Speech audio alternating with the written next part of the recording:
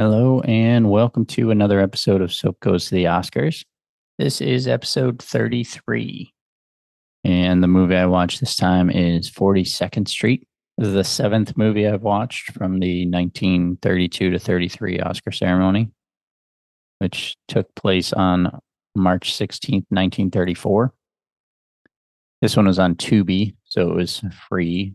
And that puts my average movies for this round at about 60 cents a movie. The only one I've had to pay for so far was Little Women. So not bad.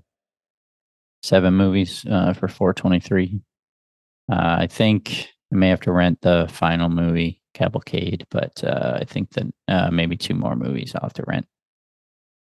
Next one's on Prime Video though. So anywho, this one, as I said, it was 42nd Street. It's a 1933 pre-code musical film.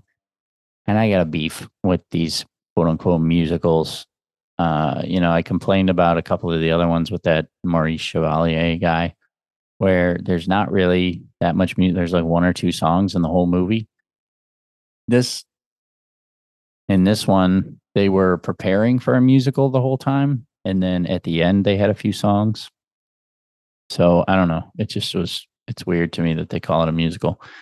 This one didn't hold my attention well, and it was late at night and I was tired. I fell asleep a little bit, and then I woke up and was able to finish the movie, but I kind of tuned out a little bit. I would say, just before I go into any of the details, I'll kind of jump to the review and say that this was my least favorite of these movies so far. This has been a really good round of movies. I've liked every one of them, to varying degrees. But like the last one I watched, I'm a Fugitive from a Chain Gang. That's the first one of all of these Oscar movies that I think after I watched it, I was like, I would watch that again. My one was really good. But this one, I have not watched again. It's 42nd Street. It's a, fairly famous movie. And I don't know, it just didn't grasp me like some of these other ones have. But anyway, it's a pre-code musical film directed by Lloyd Bacon, songs by Harry Warren and Al Dubin. The film's numbers were staged and choreographed by Busby Berkeley. Starred an ensemble cast of Warner Baxter, Baby Daniels, George Brent, Ruby Keeler, Dick Powell, and Ginger Rogers.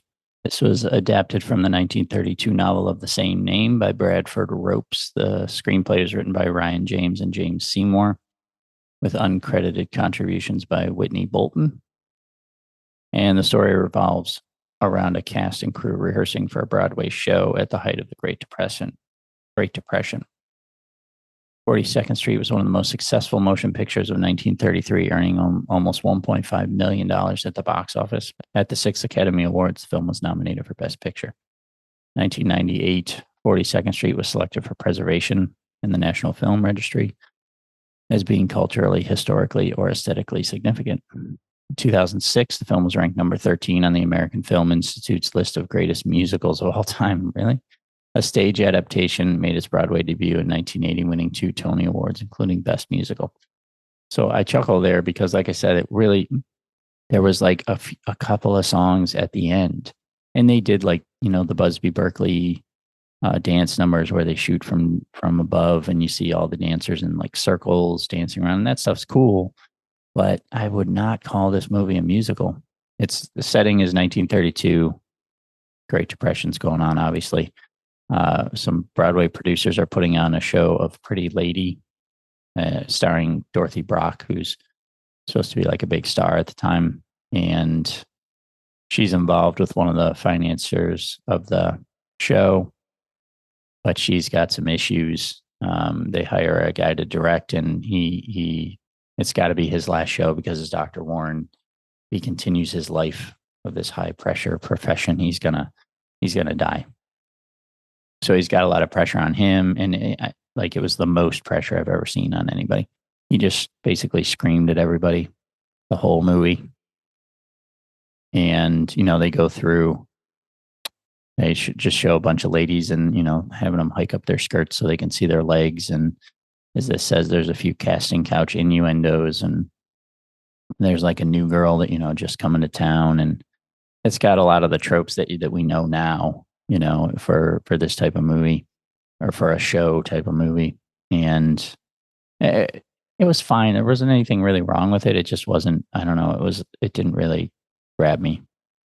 So in that Dorothy Brock character, like it has she hurts her ankle, she breaks her ankle or sprains it or something. So she can't do the show. And it's like the night before the show. So the new girl, of course, Dorothy, I think. No, that was Dorothy Brock. What was the new girl's name? Peggy. They pick her to do the show, and so they have to go and train her and everything in like 18 hours to do this. So and it does well, of course. But then, like this says, the last 20 minutes of the film are devoted to 3 Busby Berkeley production numbers: Shuffle Off to Buffalo, I'm Young and Healthy, and 42nd Street. And I'll be honest, I was like looking at my phone and the movie ended, and I was like, oh, I missed the ending. And I tried to go back, and it like ended on Tubi. It ended and went back to like the main screen. I was like, good enough. So I probably didn't give this one the chance it deserves, but I won't be giving it another chance regardless. But like I said, the last 20 minutes of this hour and a half movie were 3 production numbers. And that's a musical, I guess, in 1933, but I wouldn't call it that. Production. The film was Ruby Keeler's first, and the first time that Berkeley, Warren, and Dubin had worked for Warner Brothers. Director Lloyd Bacon was not the first choice to direct. He placed Mervyn LeRoy when LeRoy became ill. LeRoy was dating Ginger Rogers at the time and had suggested to her that she take the role of Anytime Annie. And they list a bunch of songs. I guess they rehearsed songs during the show, so there were some. There was there was a few other instances where they sang, but it was like they were practicing. So it didn't, I don't know, it didn't feel like a musical, I guess. So yeah, I don't know. It just didn't. Musical is a funny term to me, but I guess it is. I guess I'll allow it. They can keep their title of musical for this film, this classic film from 1933. So anyway, I didn't love this one, but it wasn't bad. It's still like, again, there's none of these that I absolutely hate in this round, but I would put this one at the bottom for me. So that's all I got. See you next time.